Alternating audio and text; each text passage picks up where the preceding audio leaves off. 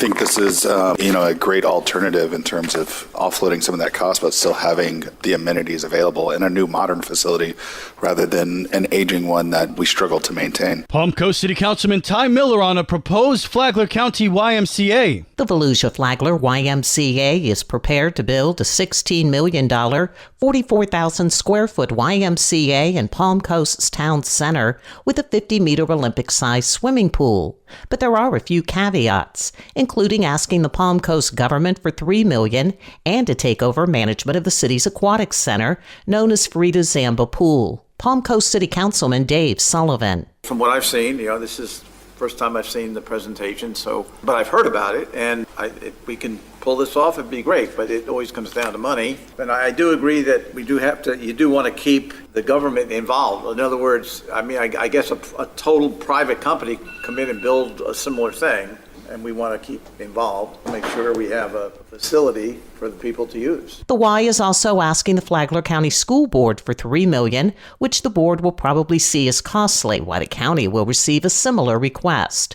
Councilman Charles Gambaro agrees with the proposal. Last year alone, we lost $362,000 just from trying to run the pool. So you're proposing a solution for current ops based on what we already spend on the Frida Zamba pool and get that thing operating with the potential investment into the future of this incredible facility that, based on the rest of the YMCAs within your organization, have a fantastic track record. Vice Mayor Teresa Pontieri would like to see discussion between the school board and the county to break out the financial expenses. That would be obviously a lot better for our budget and for the school board's budget. The county obviously enjoys a lot of our parks and recreational amenities now. So I just really encourage that conversation to take place. According to reports, the YMCA has $2 million in the bank for the project and is also launching a local fundraising committee. The goal is $3 million over 18 months.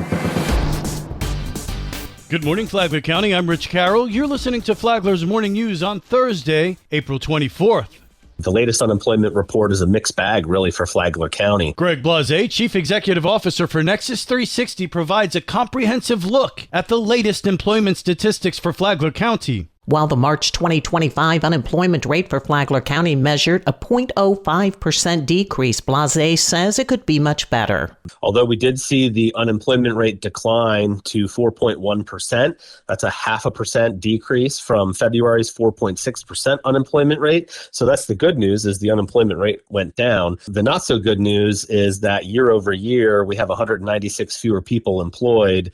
And, the unemployment rate is still higher than it was this time last year. Looking ahead, Flagler County is expected to grow jobs and decrease its unemployment rate as the tourism industry hires talent in advance of summer. We did see the unemployment rate get slightly better month over month, but the bottom line is we're anxiously waiting to see if these macroeconomic headwinds have an impact on our local job market. And specifically, we're talking about the increasing price of, the increasing cost of inflation for families. Obviously, the tariffs in the stock market is causing a lot of concern on people's retirement accounts. And so they might not feel good spending money to come here to Flagler County this summer. Obviously, this is going to be something that we closely watch. The Flagler County labor force is reported at 55,579 residents. For Flagler's Local Morning News, I'm Karen Johnson. This local news is a service of Flagler County's Toyota dealer, Beaver Toyota, US 1 St. Augustine, here to wow you. In other news, Flagler County issued a burn ban yesterday and declared a local state of emergency to do so. The ban will remain in place for 7 days. Fire Rescue Chief Michael Tucker says the move is necessary as dry conditions and rising wildfire risk threaten the area. The ban covers fireworks, fire pits, unattended grills, and even parking on dry grass. Residents are urged to clear flammable items like firewood and dead vegetation from around their homes. With the drought index climbing above 500 and no rain expected, officials urge everyone to take precautions seriously.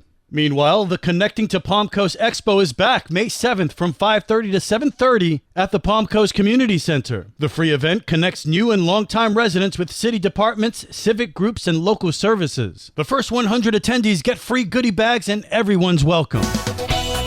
And now you're up to date on Flagler's Morning News. I'm Rich Carroll.